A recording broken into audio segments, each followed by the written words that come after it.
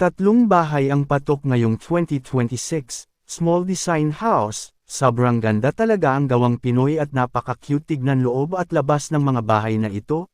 Pagdating naman sa mga nagasto sa bahay talagang wala ka nang masasabi kung di napakaswak na sa budget at pasok talaga.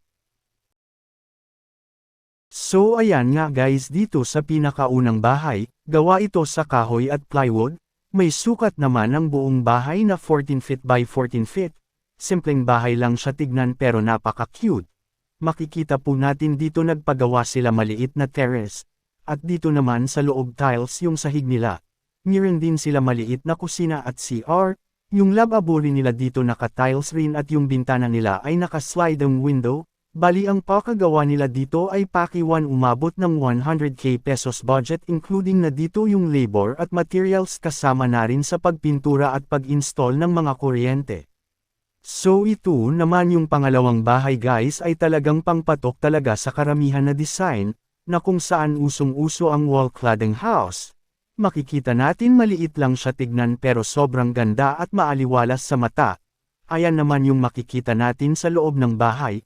Bali pahingahan lang po nila ito na kung saan dito sila mag-relax.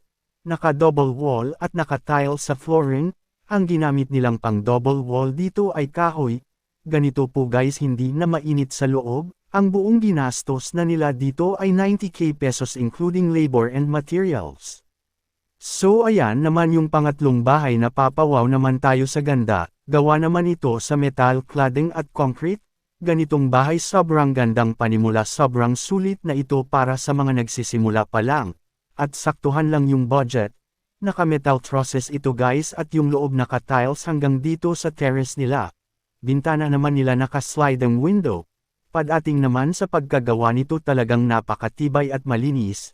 Padating naman sa design napaka-simple lamang at matatawag siya small metal cladding house. Sa provision sa loob nito may isang bedroom, kusina at toilet and bath. At yung pinakabuong nagastos nila ay 125k pesos including na rin dito yung labor and materials. Talagang masasabi mo ganitong panimula lang ayos na ayos na.